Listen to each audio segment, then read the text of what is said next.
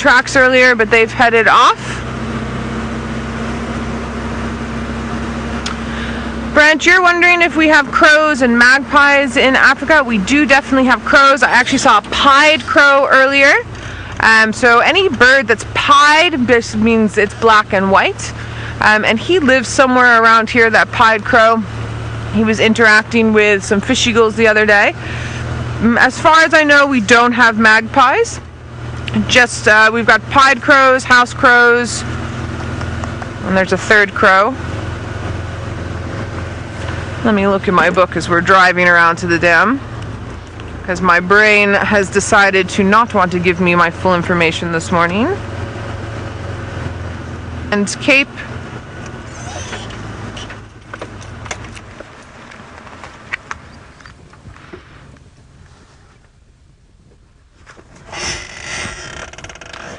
There we go. And then a white-necked raven. So the white-necked raven occurs more to our western side, so we're a bit outside the distribution. The pied crow occurs all throughout South Africa. Cape crow is through much of southern Africa, but not for us. It doesn't occur here. And then a house crow has only been seen every now and then around I just want to show the distribution map over here, sends around the edges of our seaboard, just in there. Ooh, Tristan has managed to find some signal on this blustery day, thank goodness, and he has an elephant he'd like to show you, so let's head on over to him. We have more than one elephant. We have a very small herd of elephants together. I think there's about 4 or 5 of them in total, so not very many, but at least it is nice to see. So we've been struggling to try and find signal and struggling to find animals, and both of them have come back at the same time, which is rather nice. So hopefully our Ellies don't move too far from where we are now, because we're kind of on an island of signal, or everywhere around us is nothing, and where we are has got some little bits, and hopefully it will stay. But it's a nice little grouping. At first I thought it might be short trunks herd because of the size of it and the sort of the makeup of this herd, but it's definitely not. So well, not that I can see anyway. This female looks as though she's got a whole trunk, and the other female that's in this grouping also has a full complete trunk as well. So don't know where short trunk is at the moment. I'm sure she's around and doing her thing. We haven't seen her for a few weeks, but that's how it goes. Sometimes you'll find a situation where they disappear for a couple months and then they're back in this area again. But these guys are absolutely loving the fact that there's been rain, because the reason for the rain is, well, the reason why they're loving it is that there's a number of trees that are sprouting leaves left, right and center, and so a very large mixed salad that is available for these guys, and they can go about feeding off all these new leaflets. You'll see they'll break the new branches with soft leaves in it, and they'll feed off those. And where we are now is full of terminalias and bush willows. Now both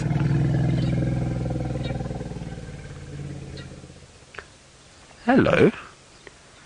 She's agreeing with me that this is where they need to be and that these trees are very tasty.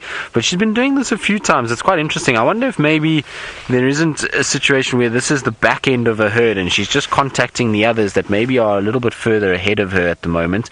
It would be interesting. I haven't heard any responses back from elephants, but she's done this twice now, and it's a sound that's normally associated when there's a bit of a disturbance in amongst the grouping, and they obviously then talk to one another and kind of figure out. And it's normally if the herd is split up a bit and they've a bit further away than normal, then you hear this. So I wonder if the rest of the herd is not somewhere in this general vicinity, and they're just trying to talk to one another and figure out where everybody is and if everybody is okay. So interesting to hear, though, that's for sure. It's not something you hear all the time, and it's one of my absolute favorite sounds out here.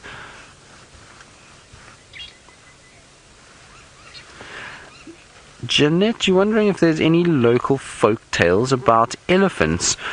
Ooh, I would imagine there are many. I'm drawing a blank right now as I sit here and think about it, but I would imagine that there are quite a few of them. I'll have to just give it some thought.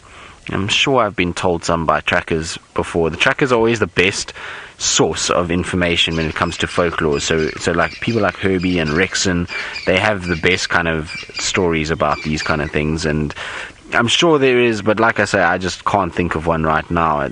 I'm not the best when it comes to folklore things. I tend to forget them quite quickly for some reason. I don't know why it is that way, but I do tend to forget them. But I'm sure there must be when it comes to these guys. So Steph, who's pitching in and chiming in from his walk, says, what about Dumbo and flying elephants? Well, I'm not so sure that's a folklore more than a cartoon, and whether or not we can apply that to what we're talking about, I'm not 100% sure. Maybe we could, I suppose. I mean, Nelly the elephant that went to town. She went to look for a herd in Africa in the circus. So VM says, what about Nelly the elephant who went looking for a herd in Africa after she was in the circus? I suppose, yes, VM, we could use that as a folklore as well. Poor Nelly. Did she ever find the herd, VM? Yeah, she did. Did she? Yes, VM says she did find the herd. That's a nice ending to that story, that's for sure. Because you don't want a situation where this poor elephant goes to Africa and doesn't find any, or doesn't find a herd that accepts her. So I'm glad Nelly found the herd and is all happy in Africa somewhere around. Now, of course, like I say, we're just talking absolute nonsense when it comes to this, but I'm sure there are definite folklore. Oh, here comes all the rest of them. Look, they're coming out of the bush slowly. So we only had a few elephants. Now all of a sudden I've just seen another 3 arrive, and it seems as though they're all coming from the left-hand side. So maybe there's more of them on their way, and it's exactly what we're talking about. There was a vocalizing in order probably to pick up listen. So they're greeting each other. Those two came together and there was a slight little grumble. Trunks were in each other's mouths, which is an elephant's handshake effectively, as they've just put their trunk in the sort of into each other's mouths and around each other's trunks. What's wrong, girl? She doesn't seem to be too impressed. It looks like the elephants that arrived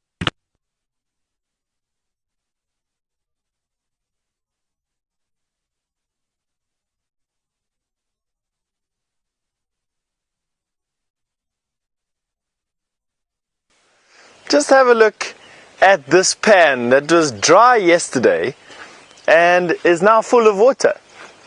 Now this is one of those large naturally formed pans that occur in this particular area. Probably started simply by an elephant pushing over a tree and then widened over successive years by buffalo and rhinoceros and warthog and hippo, and now forms the basis of this depression, which fills up and is clay based, because every time a buffalo or a rhino or an elephant comes and has a bath here, they deposit a layer of clay on the banks, which effectively plasters and waterproofs this particular pan. And throughout the summer, this stays full of water. It gets a little bit fuller. It can sometimes spill over a little bit into a series of pans on that side, smaller ones. But generally, where I'm standing here now, we'll probably get to about this deep in water by the end of summer. And I have actually seen a hippo inside here. It's normally the haunt of some buffalo, though, and makes for a fantastic midday spa location for herds of elephant to then frequent the shade just adjacent to this pan on a regular basis. And that is precisely why we came here. I wanted to see how much rain it took to fill up this pan, and I can now say that it takes however much rain we had last night. I'm not too sure. I haven't seen a rain gauge yet this morning. I couldn't tell you how much rain we had last night. I doubt that it was more than about 40 millimeters or so, so about this much, but it all fell in about 30 minutes. And Tristan has a rain gauge at Ingers, where he stays, and there was 19 millimeters of rain last night, so half of what I thought it was. But it fell very, very quickly last night, and I think that led to the massive runoff that we see, and of course these pans filling up, which is pretty awesome. Now this area is utilized by lots of elephant in the summer, and the reason for that is this pan. So they come and have a drink here and splash themselves full of mud. And the next is the shade that these tamboti trees provide. And this is a very special place for a lot of us that have come have found it. James James enjoys this place. I enjoy this place, and I know Scott, when he was walking around, enjoyed this place as well. And you can see where the elephants stand. They go and rest with their heads in the deep shade, and they defecate underneath the tree. And over the years you get these piles and drifts of elephant dung which lie around. Fairly fresh ones as well. Alright, on that note, we're going to send you back over to Noelle. She's still touring the dams around here. I'm really excited right now because we've got a pranking call. It's my first for the season. Senzo was saying that Tristan and him found it last night or yesterday afternoon. So if you ever watched the show yesterday afternoon, here it is again. I haven't seen it yet, so I'm like, oh my goodness gracious. Now, Senz was saying to me that Tristan said that this was a juvenile. And as I was looking at it, I would definitely agree with you, Tris. And I'm thinking that it's a juvenile black-winged, but I'm not quite sure what Tristan's call was yesterday. I love my birds, and I'm pretty decent with my birds, but Tristan is definitely a much better birder than I am. Shame he's a little bit cold there. Pranking calls are really interesting. They are summer migrants. We only see them in the summer. I wouldn't expect to see them. No, well, I guess it's the middle of November, probably now, maybe a little bit later into the season. It's interesting that it's. Oh, Curse is saying that it was a collared. I'm gonna go then with Tristan's call on that collared. It used to be called a red-winged pranking call, and. Yes, they're interesting. So now we're switching over to the collared. They're intra-African migrants, the collared, rather than the black-winged, which is a Palearctic summer migrant. And they're near threatened, so they are not something that we see very much. And they're usually found sort of around the margins of wetlands and open areas near water, which we are definitely looking at now. This for me, with a juvenile collared like this would be my first juvenile collared pranking call. So I'm going to have a chat with Tristan later about what defining features he saw that made him make that call as opposed to the call that I had earlier. But that is how we learn, and that is what we do. It's still super exciting. All right, then we have some very lazy hippos that are laying in the water just in front of us and having a big old snooze.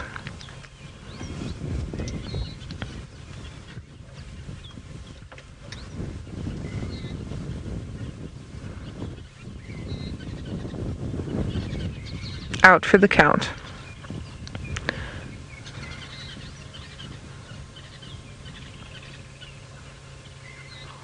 They have cuddled they've cuddled up in this very blustery cold morning and are definitely warmer inside of their water where they are not. The temperature is probably a little bit better, but also there's another one popping up there, but also with their insulated fat layers as well as huddling up and next to each other.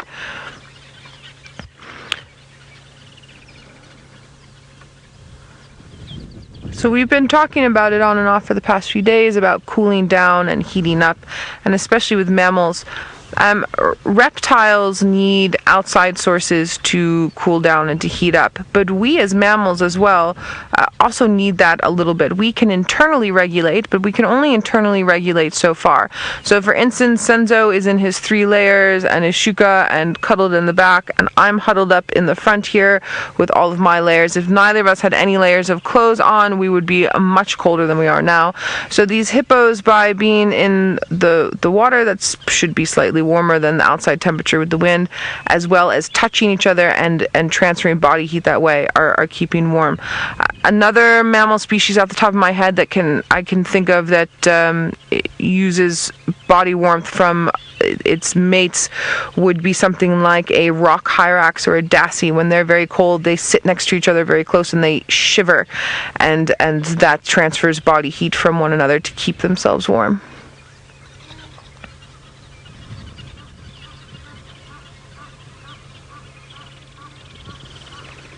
If you didn't know better with the way the water's moving, you would think this was a bit of a raging river. That wind blowing over. There's Chitwa Dam and we're at Chitwa Dam. There's Chitwa Lodge in the background there.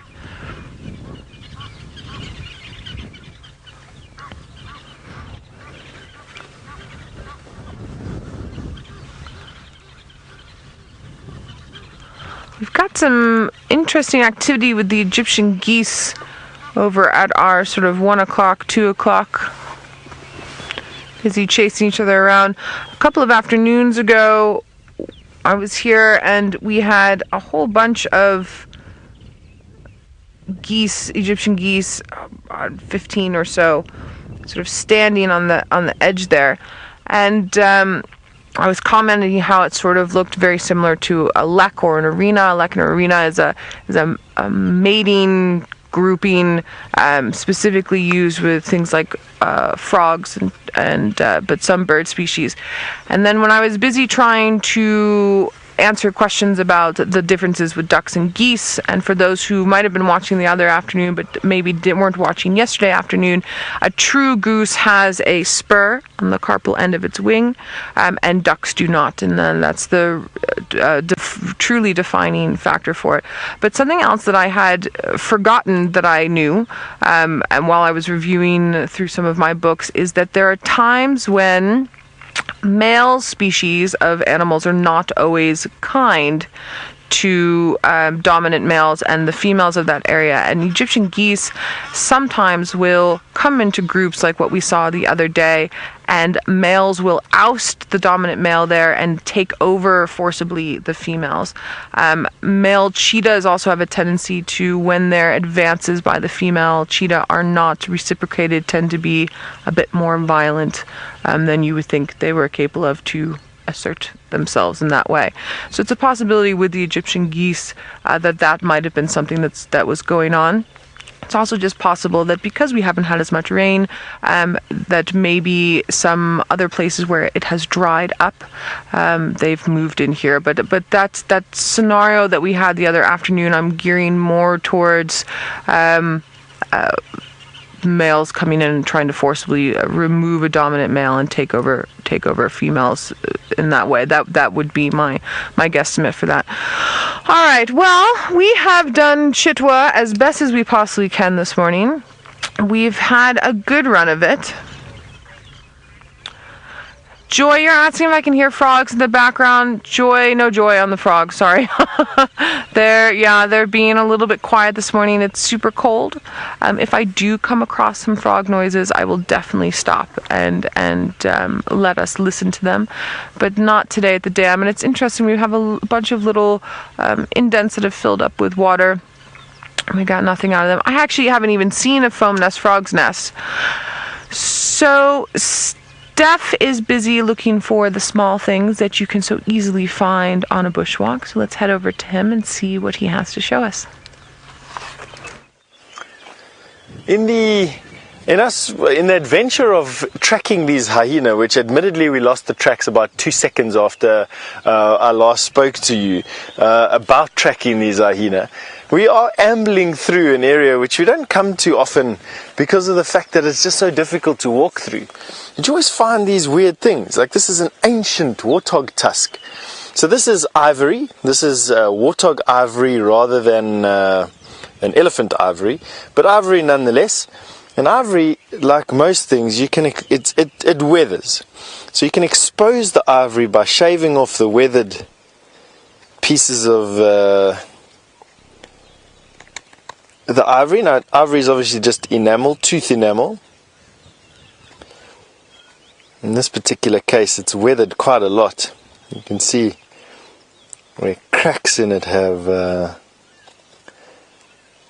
got water in it, which is creating that brown, or grey at least anyway. And there we're starting to get down to the ivory, and that there is a warthog ivory. And people make a bunch of different things from warthog ivory, from knife handles through to canes, walking canes. It doesn't quite have the same feel as elephant ivory. Elephant ivory's got this buttery feel to it, got a slightly different texture, in other words. But nevertheless, this is quite impressive. And must be many, many years old. Killed by either a lion or a leopard or a hyena and then discarded here, and somehow without the rest of the carcass. There's a little bit of bone there. Let's go see if that's the rest of this carcass. No, that's just some... No, it is the rest of the carcass. So this would have been the bottom jaw, the two bottom tusks of this particular warthog, and the top tusk would have come in here, and this would have been the bottom jaw with the top tusk. Quite a big warthog. Nothing else left of it around here, at least anyway. Not that I can see. So lots of new things to discover while we're here. Jeanette, you'd like to know if we're allowed to keep the treasures that we find on walk. Yes, we are, with the exception of anything that is illegal. So rhino horn and elephant ivory and hippopotamus ivory, we have to declare. The authorities then come to your place and stamp it with a stamp and then put it into a register, so that you can keep it. You can keep it on your premises. It belongs to the landowner, and you can then keep it in a collection. However, it does add a risk of theft. You know, these items in some instances are worth a lot of money, and so you don't really, well, I wouldn't keep anything like ivory, or elephant ivory at least, or rhino horn openly displayed around. It's just too enticing for someone to come and take it or do something, you know, with ill intentions. Yeah, we've got a bunch of beetles that have hatched out here and are busy trying to take some refuge from the cold weather on this branch. They look like longhorn beetles, and just look at those fantastic colors. A bit of a purple. Let me get some of these bushes out of your way.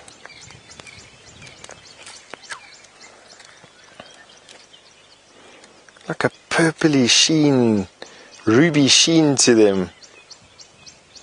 It's the first time I'm seeing these beetles.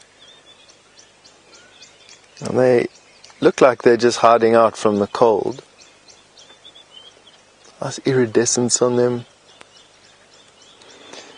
And that's amazing, you know. Just when you think you just get to the end of a season and you know, I know the beetles and I know the flies and I know everything around, and whatever else is just so happens to be the most common insects around that time of the year.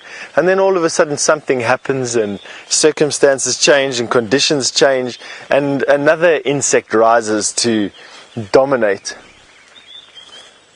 Here we have a millipede that is curled up onto this dead branch and is busy feeding on the growth. Probably you find an algae or a fungus that is now grown on that dead creeper. A millipede making the most of it. Millipedes, of course, being detritivores and loving the detritus that is caused by the decay. Well, they help speed up the decay and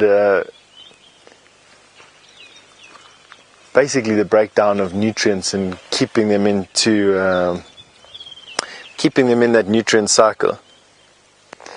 This is the folded up leaf of a sack spider. And there's 3 or 4 different species, well, there's more, there's 3 or 4 different groups of sack spider that all produce different sacks, and this is one of those sack spiders. Folded up this leaf in a letter-like fashion with some silk and is using it as a retreat. Isn't that fantastic? That was very waterproof last night. I bet you he slept nice and warm inside his sack. Right, on that note, I'm going to have some more breakfast. And you're off to see some zebra with Noel. We indeed have some wonderful zebra, and we have a foal who's a bit old for nursing, having a nurse, pushing his boundaries a little bit. I've noticed over my time in the bush that when resources are a little bit low or it's a little bit stressful with resources, that mums will allow their youngsters to nurse a little bit longer if they're still producing proper milk.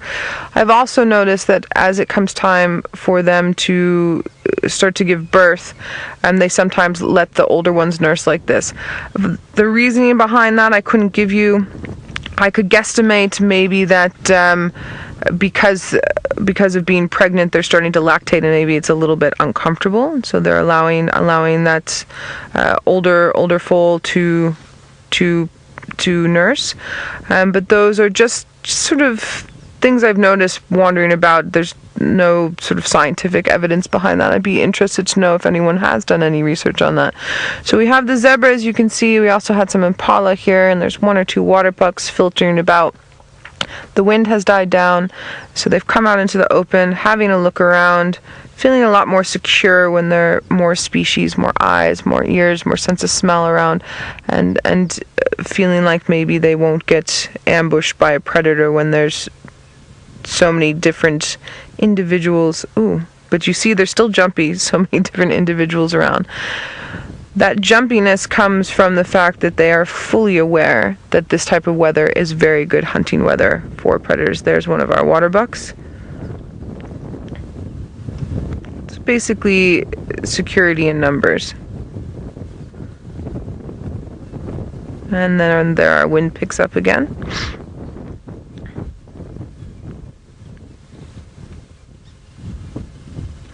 And they've moved a little bit away from the open area, but not by much. They're just sitting at the edge. They don't want to go too far into the thickets, because the further into the thickets, the less able they are to see around them.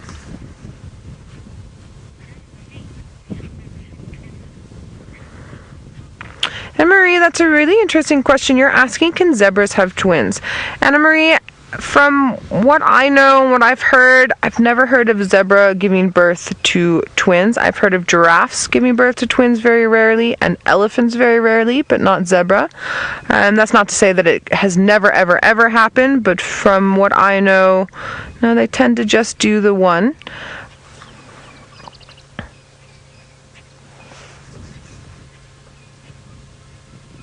Yes, can you see how dark the top of the impala are? Earlier we had that crested barbet that was puffed out because he was cold, doing a little bit of piloerection. Those impala are doing the same thing. With the zebra, their coat's very short, so you wouldn't really notice it, but that water buck that quickly moved through the screen earlier as well, he was definitely doing a bit of piloerection. He was super cold.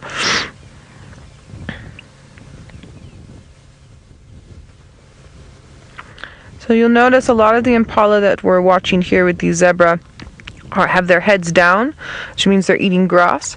So we had those few rainy days, and then it got nice and warm and bright and sunny, and then we just had rain again.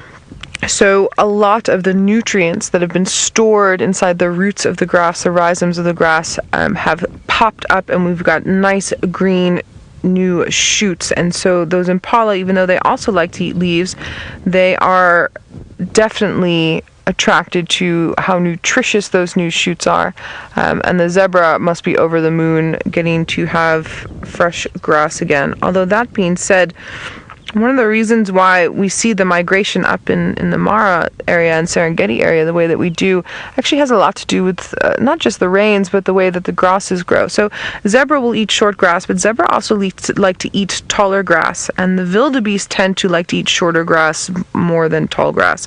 They actually prefer it much more. So when the migration starts, it's actually zebra, a cousin of the zebra. So we've got the plain zebra here, and then the Burchell zebra up doing the migration in East Africa. The zebras are actually the ones to start doing the migration. They eat that tall grass down to a nice short level for the wildebeest, and then the wildebeest follow through. And again, that grass level has to do with the way the rains are moving, etc., etc. And then, as we know, just on a cheeky side point, as we know, wildebeest are not necessarily the smartest, so it is nice to have a few zebra around. So I was very fortunate. Several years ago, I worked up in the Mara and got to see the crossings and the wonderful migrations happening that side. But I was also very fortunate a long time ago to be able to see the beginning of the herds coming back into the Serengeti, where it was the zebra first coming through, and just those mass amount of zebra coming in. It's absolutely stunning to see. Now, as I'm busy talking to you, I can see a tree over to my left-hand side that I've been wanting to talk about for a couple of days, and we haven't had a chance. So I just want to get out and discuss this with you, because this tree, when you bring a branch of it into the car, is supposed to bring you good luck. This is a weeping wattle, Peltiforum africanum, and a lot of people just say it is the toilet paper tree. For me today, the story I'm going to give you is a story that I really love, about how if you don't have a driver's license, I have my driver's license, but if you don't have a driver's license, you must take a branch of this tree and you must hide it somewhere in your car. And if the police pull you over, you won't get a ticket, or actually they shouldn't pull you over at all. But the reason behind that is it's supposed to bring you some good luck, and I'm feeling like today we all need a little bit of luck with us, so we're going to carry this weeping wattle branch with us for the rest of the morning, possibly into the afternoon. I can see a battleur flying around, which means that it's getting a little bit warmer. The thermals are coming up a little bit. We're going to carry on up the cut line and see if we can find any action happening. And Tristan is busy bumbling around quarantine, so let's see what he's found for us this morning. I am indeed, because this is really one of the only places I'm managing to find signal today. For some reason, I don't know why, Wendy is being a pain and gremlins are being a pain, and so we are stuck in this area for now. Well, I think we can maybe head towards Hyena Den. That's what we're going to try and do anyway. But while we are here, I wanted to just see quickly. There was some eggs for one of the Senegal lapwings. Now, there was a branch that you see, that little angled kind of almost looks like a boomerang. Now somewhere in that area there were eggs, maybe to the right of it a little bit. Let's see, there's like a little shallow pit there. No eggs there. No, it's so difficult to see these guys, particularly in wet soil like this. It is really very hard. So nope, no eggs at all, no shell of an egg. I wonder if something maybe got to them and unfortunately ate them, or if they potentially maybe have hatched already and moved off. But that's a bit sad. I was hoping to follow those a little bit longer. Maybe they are still there and I just can't see them for some reason, or they've, like I say, maybe just disappeared. No, I don't see any sign of them. Anyway, that's okay. Let's go check on our other lapwing nest. It's not far from here.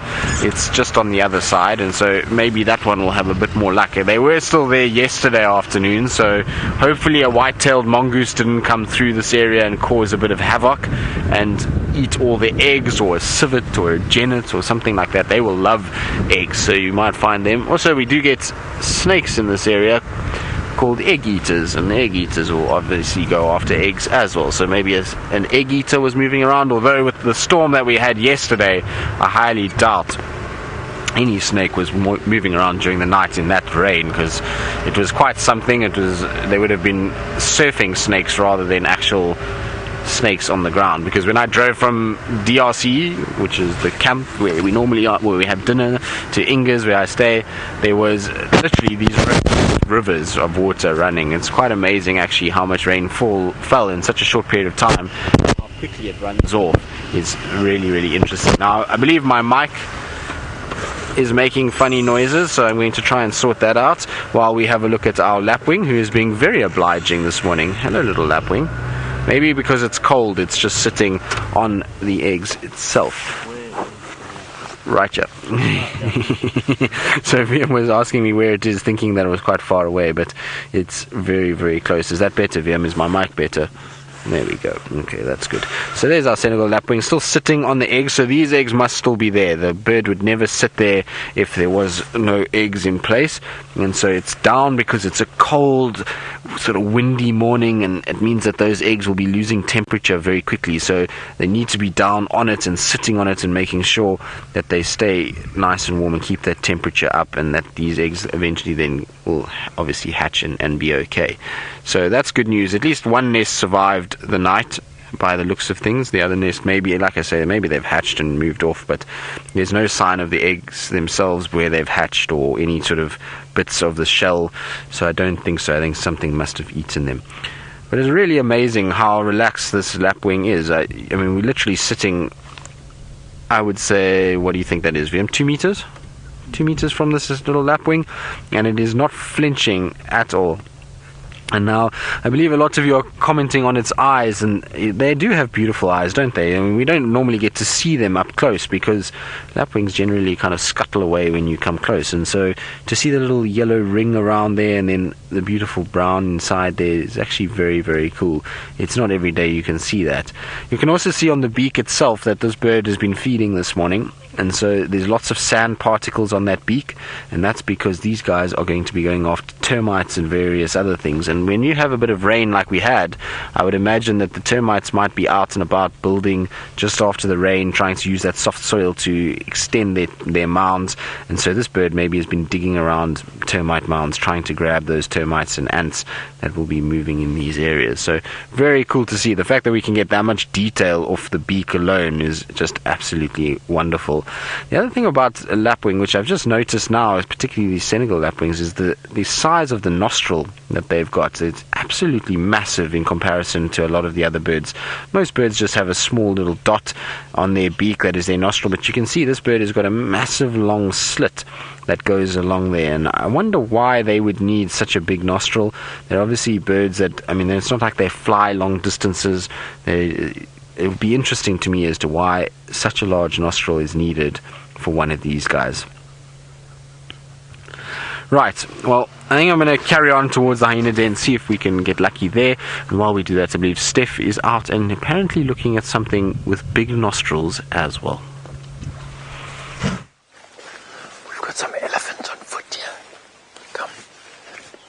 How elephants are dangerous on foot.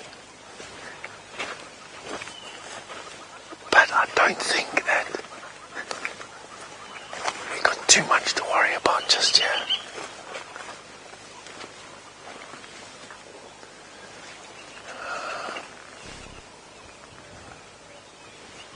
Okay, I can see them walking off there. We're going to have to go this way a little bit just to get in front of them. There you can see one walking through there, just briefly looking at it. We'll see if another one comes into the open. There we go, through there.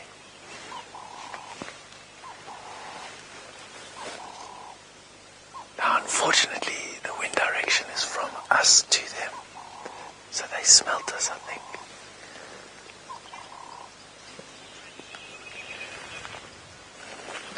Now, Cheryl, you'd like to know if elephants roam into towns in the area as well. They definitely do. They know that they're not supposed to, and that it's fairly contentious because they damage crops, and people are subsistence farmers here. And crop damage by a group of elephant is substantial. And there you go. And what you don't want is elephant feeding off of your year's maize crop, and so human-animal conflict because of that is substantial. And there you go. She's heard us there. That's the big matriarch.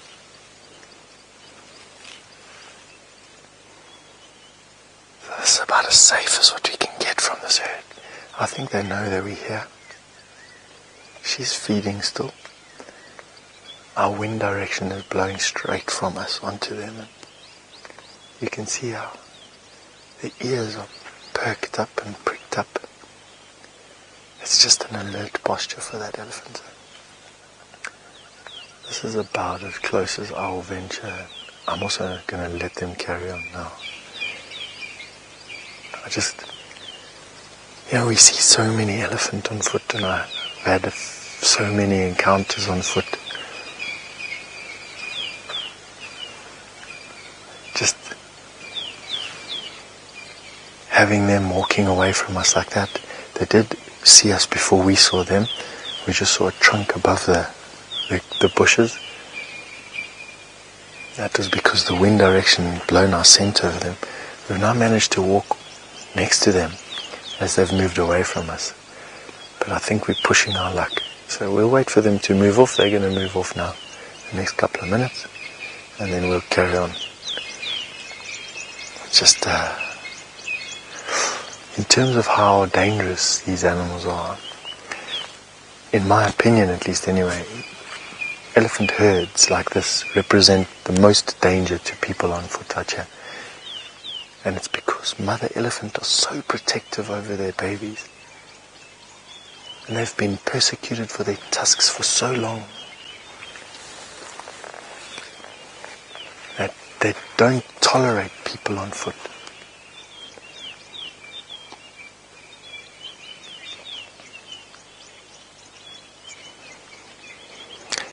Oh, EP, you want to know what the coolest display of elephant intelligence I've ever seen is? Just to let you know, that elephant there, she's lifted up a bush that has been pushed over previously by elephant. And there's tender shoots underneath that bush. She's just getting it out the way. Now, EP, you want to know what's the most intelligent thing I've ever seen an elephant do? I watched a big male elephant once push a younger elephant through an electric fence in order to cross over the fence and enter tribe lands on the other side. That was one. Another one is I heard an elephant drinking from a watering can, a normal garden watering can. An elephant knew that there was water inside the watering can and drank water out of it. What else?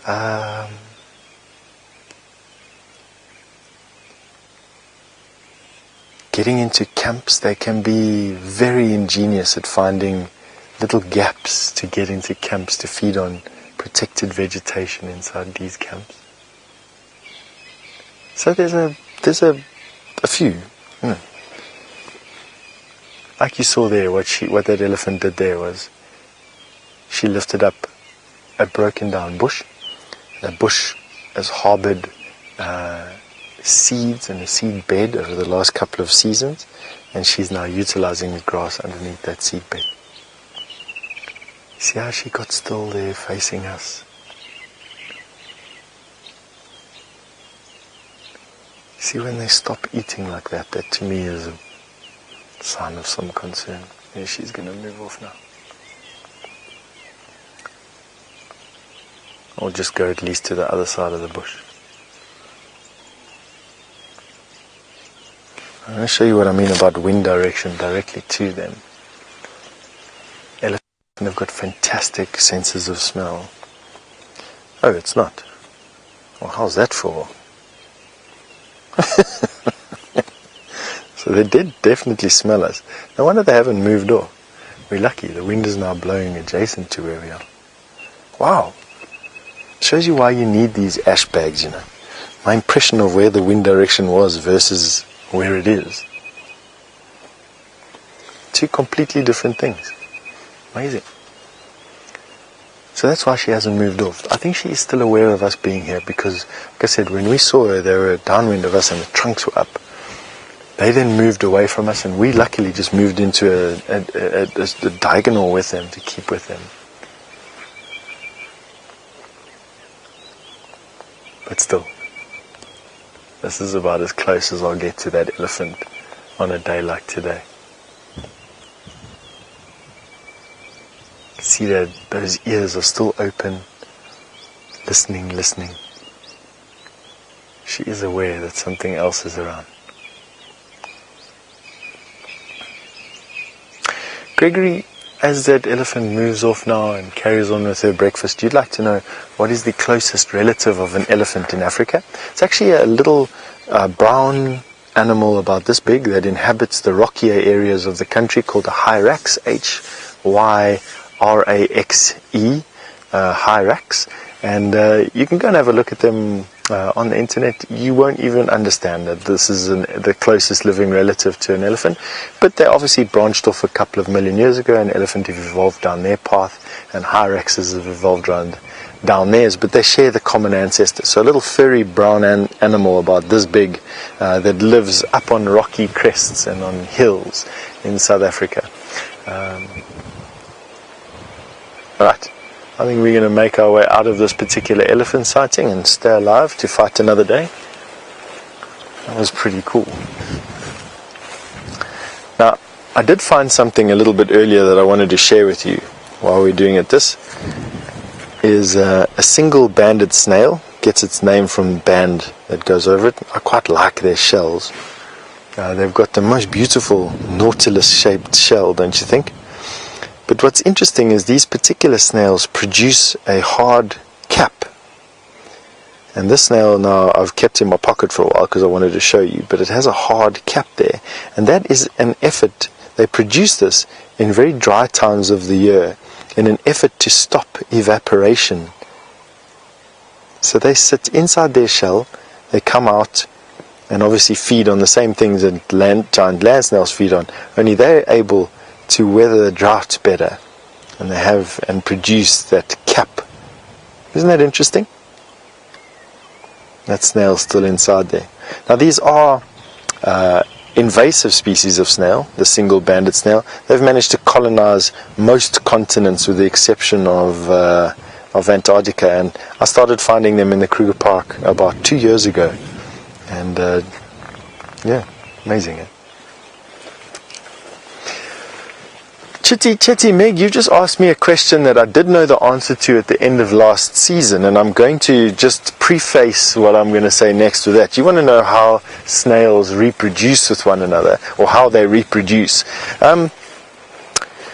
To try and remember this exactly, so the reason is that as we go through different seasons, you practice the knowledge that you gain, and then you lose it again when you don't speak about it for a couple of months, and that's exactly what's happened now. We haven't seen snails for ages, and so I'm going to say that I'll get back to you on that one, May.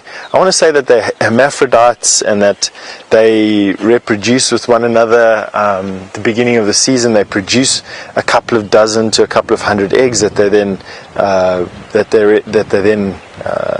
lay in a nest. But to be honest with you, my memory is so holy at the moment and so disjointed that I'm worried about giving you the wrong facts for that. So in staying factual, I'd rather say, let me not answer that with any sort of conviction, if that's okay. And I'll freshen up on my snail knowledge, as I'm sure we're going to be seeing a lot more of these creatures around over the next couple of weeks and months. We are just going into our summer at the moment, and it will last until about the end of March, beginning of April, where it'll be much different environment to you see now. Alright, Tristan seems to have found some signal. We're going to see if we can walk around these ellies without giving them too much of a fright, and we'll catch up with you in a little bit. Well, hopefully you won't give them too much of a fright. You'll have a lot of work knots from us and moving around all over the place. It seems to be a little bit temperamental, so we're just trying to stay within range of Weird mast.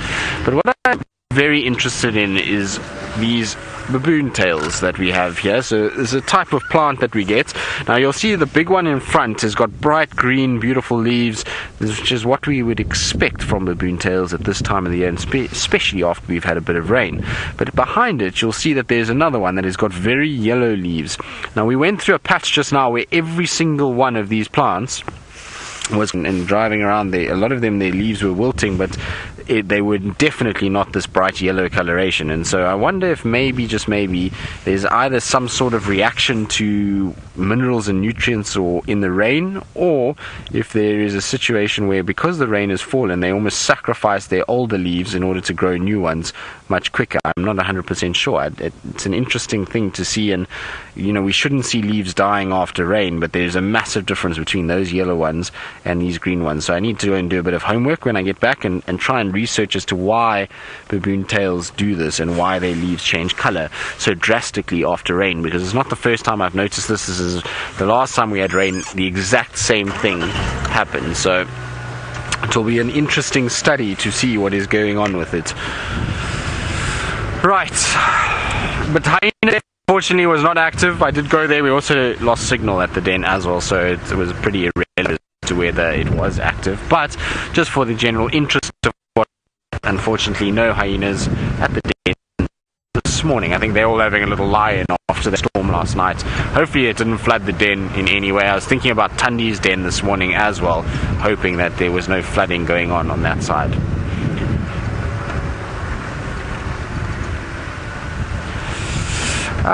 So Joy, you're wondering if there's ongoing efforts to fight off invasive species in the park. So most certainly, Joy, there is massive funding going into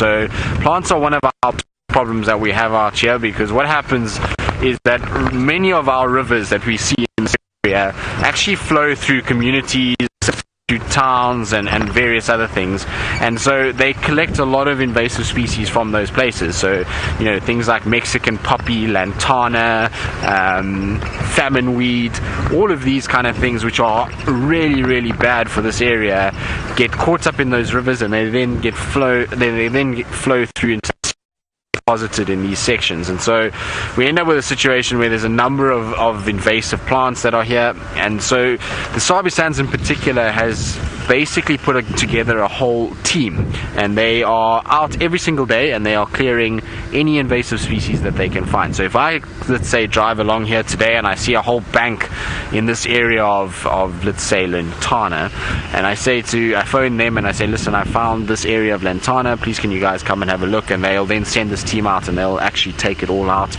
and use the appropriate things to get rid of it completely. So there is a lot of work going on in that, and trying to keep those things out. In terms of insects and birds, escapee birds and those kind of things, I mean, escapee birds are much easier because they just kind of catch them and then take them either back to whoever lost them, or they unfortunately just put them down. But in terms of insects, it's very difficult. Controlling insect numbers is not easy.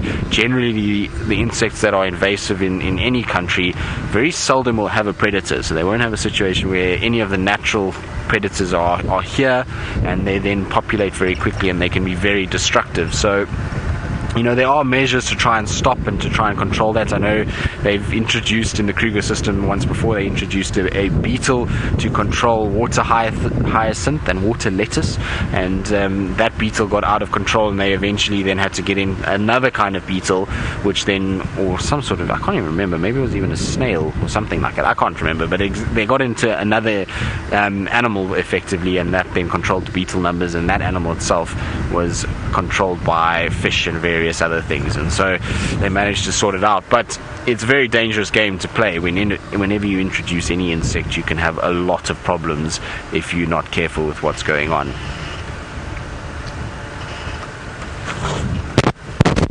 Romit, you're wondering if invasive plants affect animals. Well, I mean, yes, to a degree they will, and the reason why I say that is, I'll explain now. I just want to show you that we have copulating millipedes by the looks of things. So on this branch over here, there's two millipedes that are entwined together, and I wonder if it's not that time of the day. It's bed weather, and so who knows, maybe these two have decided they're going to get into the act while it's still damp and wet. It'll be perfect for being able to lay eggs and various other things, so that's probably why the two of them are together. But back to our invasive plants, and whether or not that would influence the wildlife and various other animals in this area.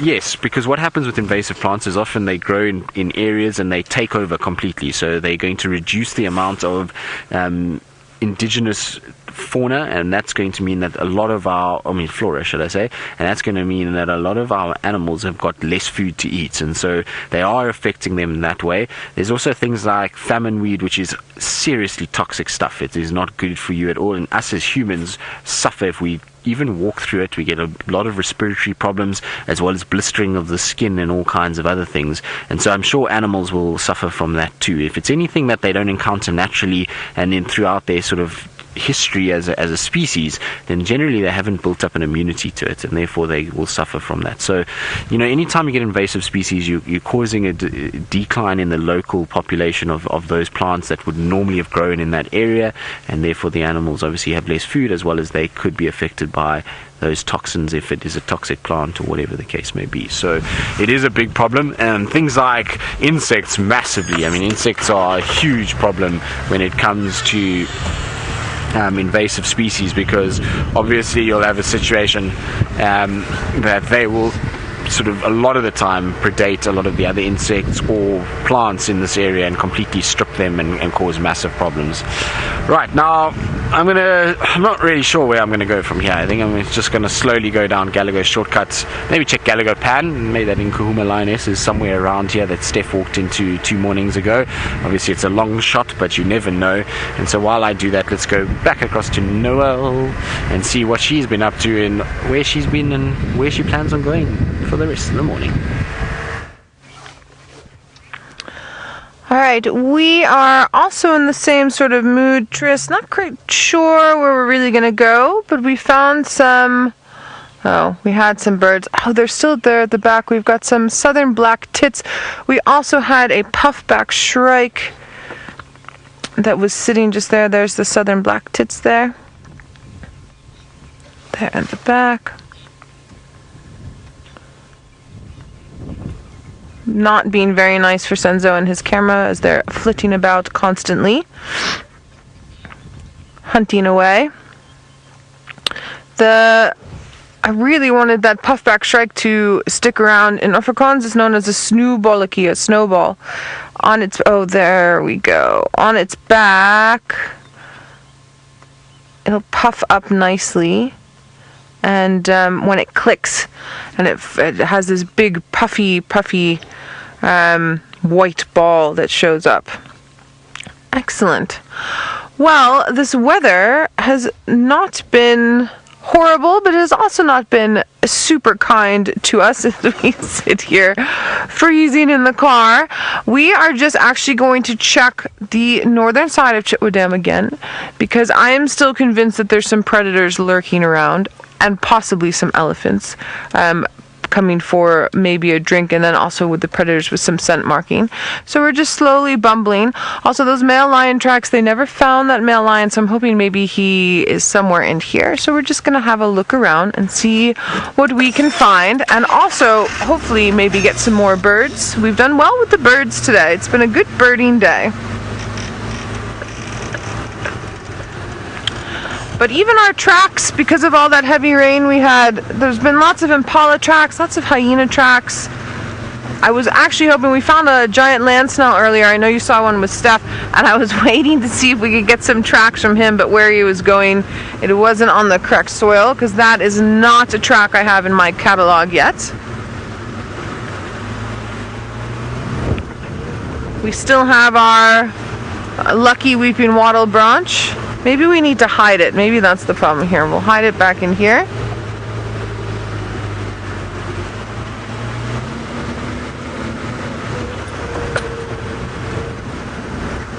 Everything's starting to pop out.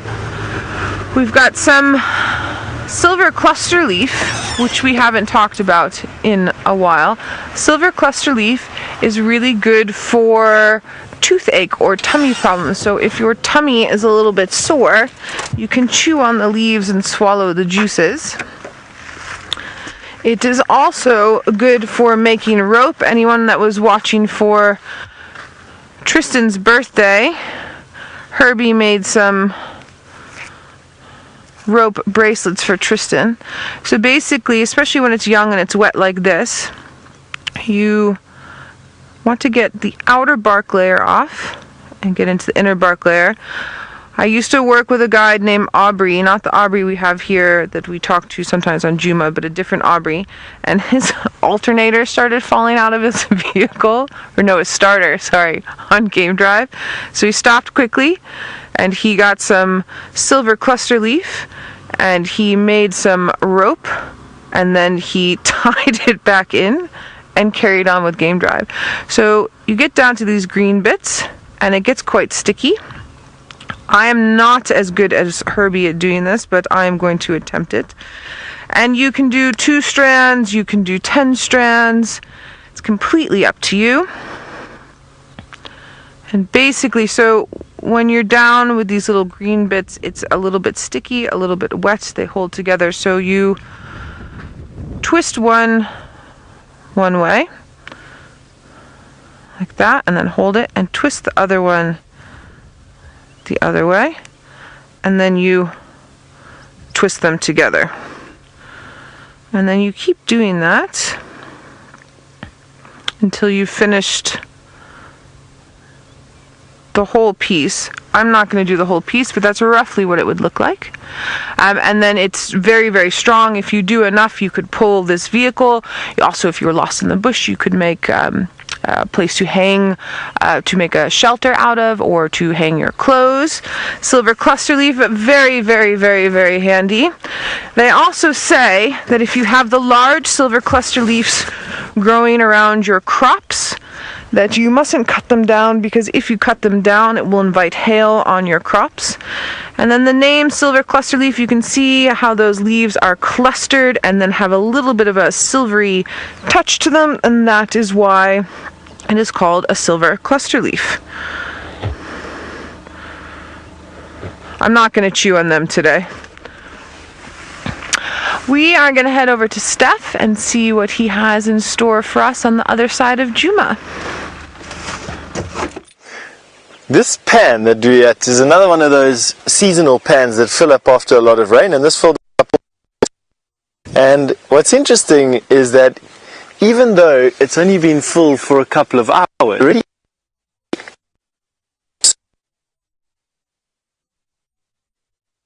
the carcass of a frog. This is the carcass of a frog that has been eaten by a terrapin. So this is the spine. This is the spine. There's the one back leg, and here's the other back leg with its foot still attached. As it is a crime scene. The rest of the frog is probably in the belly of the terrapin that is busy hanging out inside this pan at the moment. They're just good for seasonal changes, so much more than what we ever could be. You know, they spend the whole summer doing nothing, and then all of a sudden they just jump into fast-forward action. Our signal's a bit sketchy in this area, so we're going to send you back over to Tristan. Indeed you are, Steph, so don't worry, it's my turn to carry on. Steph has done a sterling effort this morning to try and hold the show for a while, and so I think with his sketchy signal he can probably start to head home. Now, it sounds like my mic is sketchy, talking about sketchy things, and so let's try and fix that quickly. And Kirst says I'm sketchy. Nice, Kirst. Nice. It's nice to be like that. It's fine, we'll sort this out a little bit later. Is that better, VM, now? There we go. Okay, so my mic is now, seems as though it's sorted. Apparently I'm still sketchy no matter what I do, so it's all going to be, well, that's going to be difficult to fix. No, exactly, I can't fix that. Sorry, Kirst. And you're just going to have to deal with it. Now, there's really little sign of anything. The road is so hard at the moment from the rain, and really it's not easy to track anything. So, no signs of any lions walking around in this area. I didn't expect to find them anyway. Nikki, wondering when we're going to see the first butterflies of the season, and just now my mic pack is starting its nonsense once again. So I'm just going to stop it while I talk about this butterfly story. There we go, is that better, Vim? So BM says meh. So Nikki, we should start seeing the first butterflies already. I have seen some monarchs already. I have seen some brown-veined whites. I've seen a couple vagrants. So there are a few around. There's even been a couple of the pearl emperor charaxes, which is a really beautiful butterfly. In fact, I might even have some sort of a picture that I can show you guys, because I really like these pearl emperor charaxes, and there were quite a few when the first rains came. So I think after this we might get a situation where we will find them. So hold on. There we go. No, I don't know if maybe there it is. Perfect. So that will work just fine. So if we just do that, so that's what this pearl emperor is, and this is a butterfly that came out extensively over the last rain period that we had. So I'm hoping that we're going to see a lot more of these. These guys are quite big. They're almost about the size of my palm, so they're not a small butterfly, so they will be out. And so we should start to see a lot of butterflies in the next little bit. We should start to see them really coming out after a good solid rain like what we've had now. Both frogs and butterflies will be on the cards, and obviously they've got to kind of move around, and we've got to start to see them building up in numbers. But I definitely think it would be now, and especially if we get nice hot weather after this, then we should see a lot of butterflies and various other interesting little creatures come out.